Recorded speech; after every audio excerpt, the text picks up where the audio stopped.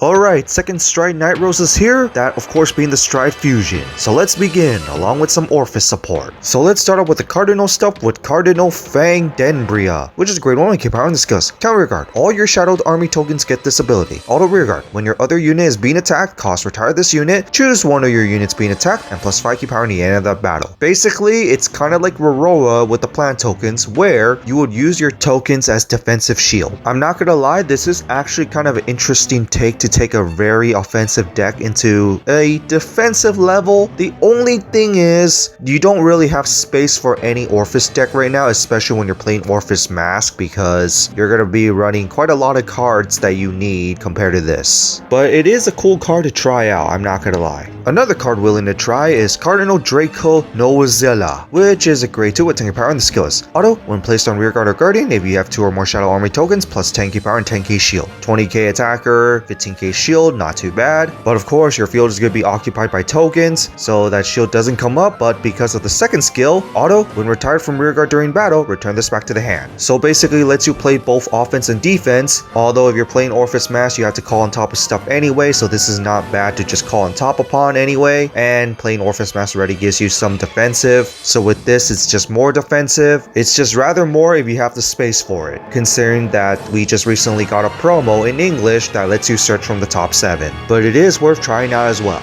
And then 2 more Nightrose cards. We start off with Murdering Shade, which is a grade 2 with 10 power on the skills. It has the Hollow ability with the second skill of Auto Rearguard. When this card becomes hollow, if you have a Nightrose crest, plus 5k power in turn, and if you have 10 or more cards in the drop zone, plus 10k instead. Early game 15k attacker is already pretty good, and being a 20k attacker on its own is pretty nice as well, especially since by the time you hit grade 3 with first stride, ideally you should already have those 10 cards, so it might be 25k at that point. But the second skill is a defensive skill when put on Guardian while you have a Nightrose crest, shield plus 5k, but you 10 more cards in drop plus 10k instead, so it's also a nice 15k shield, so it's both offense and defense, which is actually not too bad. In fact, spoiler alert, your Nightrose Stride is going to give you multi-attack and don't need to be called in the same column, so this extra power on its own and being a big attacker on its own might actually be very helpful. In which we go to the Nightrose Stride Miss Phantom Pirate King Nightrose, which of course has the Persona Stride condition and has the skill Auto Vanguard Generation Rank 2. When this card attacks a Vanguard, cost counterblast 1, retire 2 rear guards, and then choose up to 2 grade 2 or greater cards with different names from your drop zone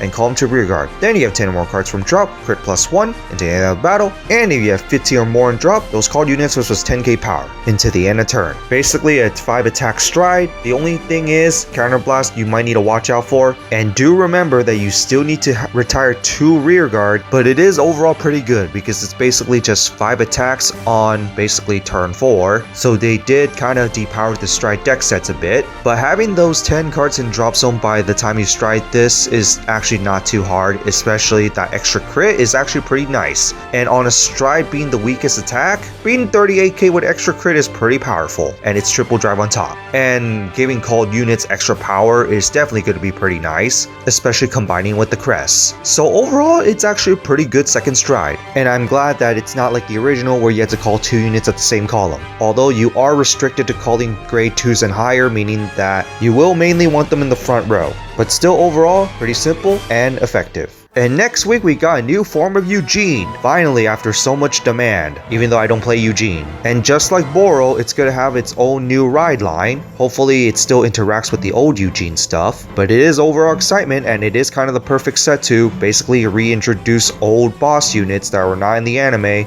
So that's it for the new Nightrose Stride. What do you guys think of it, along with the Cardinals support? Cardinals, it's just worth trying out. It is better than the stuff from set 2, I will admit, although do we have the space for is the question. Now for the Nightrose Stride, it's simple but also pretty strong. It does require some setup, but it's Grand Blue we're talking about, which plays some similarities with Zorga, and then Stokea overall has a lot of drop zone related stuff, so you might actually make this deck pretty good. It's just too bad that it's the second Stride that actually does all the beatdown, while the first one doesn't really do much. But overall pretty decent. Other than that, that's for this, and see you all next time.